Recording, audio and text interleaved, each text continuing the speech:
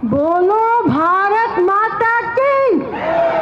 कांग्रेस ಪಕ್ಷಕ್ಕೆ ಮಲ್ಲಿಕಾರ್ಜುನ್ ಖರ್ಗೆ ಸಾಹೇಬರಿಗೆ, ಸೋನಿಯಾ ಗಾಂಧಿ ಮೇಡಮ್ ಅವರಿಗೆ, ರಾಹುಲ್ ಗಾಂಧಿ ಸರ್ ಅವರಿಗೆ, ಡಿ.ಕೆ. ಶಿವಕುಮಾರ್ ಸಾಹೇಬರಿಗೆ, ಸಿದ್ದರಾಮಯ್ಯ ಸಾಹೇಬರಿಗೆ,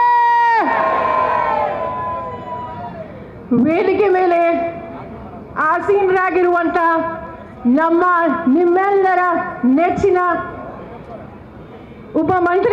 ಮುಖ್ಯಮಂತ್ರಿಗಳಾದಂಥ ನಮ್ಮ ಕೆಪಿಸಿಸಿ ಅಧ್ಯಕ್ಷರಾದಂಥ ನಮ್ಮ ಡಿ.ಕೆ. ಶಿವಕುಮಾರ್ ಸಾಹೇಬ್ರೆ, ಅದೇ ರೀತಿ ನಮ್ಮ ಎಲ್ಲ ಹಿರಿಯ ಸಚಿವರೇ, ಇವತ್ತು ಒಂದು ಬಹಳ ಕರಾಳವಾದ ದಿನ.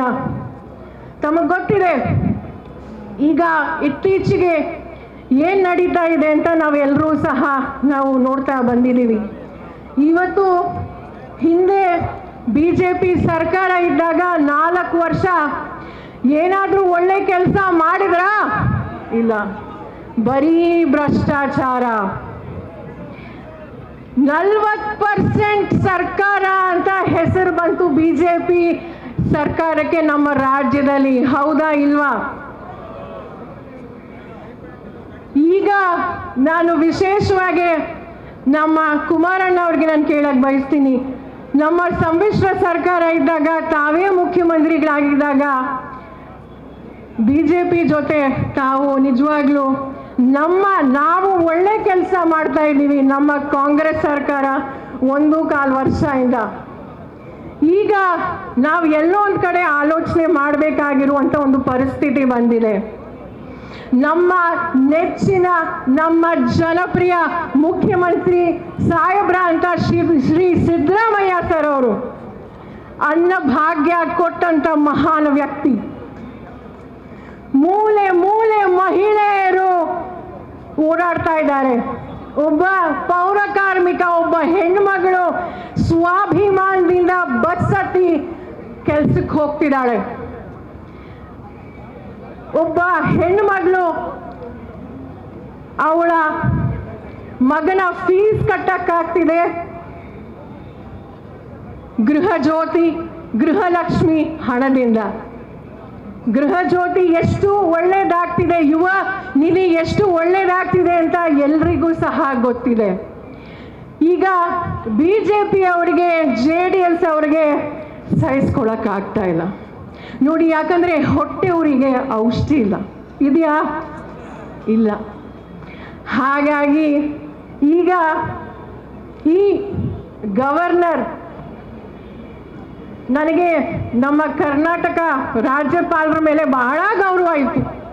ಆದರೆ ಇತ್ತೀಚೆಗೆ ಅವರು ಏನು ಮಾಡಿದ್ರು, ಪ್ರಾಸಿಕ್ಯೂಷನ್ಗೆ ಸ್ಯಾಂಕ್ಷನ್ ಕೊಟ್ಟಿರೋದು ಅದು ಬಹಳ ತಪ್ಪು ಮಾಡಿದ್ದಾರೆ. ಇದು ಅವರೊಬ್ಬರ ವಿರುದ್ಧ ಅಲ್ಲ, ಇದು ಅವರು ಮಾಡಿರೋದು. ಇದು ನಮ್ಮ ಕನ್ನಡಿಗರ ಮೇಲೆ, ಪ್ರತಿಯೊಬ್ಬರ ಮೇಲೆ ಮಾಡಿರೋ ಇದು ದೌರ್ಜನ್ಯ, ಷಡ್ಯಂತ್ರ. ಇದು This is a democratically elected government. 136 MLAs. ನಾನು ಹೆಚ್ಚು ಮಾತಾಡ್ಲಿಕ್ಕೆ ಹೋಗಲ್ಲ, ಯಾಕಂದರೆ ಆಗಲೇ 1:15 ಆಗಿದೆ. ನಾನು ನಮ್ಮ ಇಡೀ ದೇಶದಲ್ಲಿ ನಾವೆಲ್ಲರೂ ಸಹ ನೋಡ್ತಾ ಇದ್ದೀವಿ, ನಮ್ಮ ರಾಜ್ಯದಲ್ಲೇ ಅಲ್ಲ, ತಮಿಳ್ನಾಡಲ್ಲಿ ಗವರ್ನರ್ ಕಚೇರಿನ ಹೇಗೆ ಉಪಯೋಗಿಸ್ಕೊಂಡ್ರು ಅಂತ ನಾವು ನೋಡಿದ್ದೀವಿ. ತೆಲಂಗಾಣ ಅಲ್ಲೂ ಸಹ ನೋಡಿದ್ದೀವಿ, ಮಹಾರಾಷ್ಟ್ರ ಅಲ್ಲೂ ಸಹ ನೋಡಿದ್ದೀವಿ, ಕೇರಳದಲ್ಲೂ ಸಹ ನೋಡಿದ್ದೀವಿ. ಒಂದು BJP ಕೈಗೊಂಬೆ ಆಗಿ ಗವರ್ನರ್ ಇವತ್ತು ಆಗಿದ್ದಾರೆ. ನಾನು ಗವರ್ನರ್ಗಾಗಿರಲಿ, BJP ಅವ್ರಿಗೆ ಏನು ಹೇಳಕ್ಕೆ ಬಯಸ್ತೀನಿ ಅಂದರೆ, ನಾವು ಪ್ರತಿಯೊಬ್ಬ 7 ಕೋಟಿ ಕನ್ನಡಿಗರು ನಮ್ಮ ಸಿದ್ದರಾಮಯ್ಯ ಸರ್ ಅವ್ರ ಜೊತೆ ಇದ್ದೇವೆ. ನಾವು ಎಲ್ಲ ಮಹಿಳೆಯರು ಸಿದ್ದರಾಮಯ್ಯ ಸರ್ ಜೊತೆ ಇದ್ದೀವಿ. ನಾವು ಇದು ನಮ್ಮ ಸ್ವಾಭಿಮಾನದ ಪ್ರಶ್ನೆ.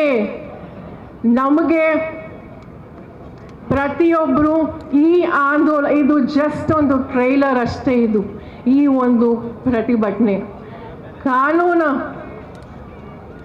ಕಾನೂನಿನ ಮೆಟ್ಲು ನಾವು ಈ ಹೋರಾಟ ನಾವು ಪ್ರಾರಂಭ ಮಾಡಿದ್ದೀವಿ.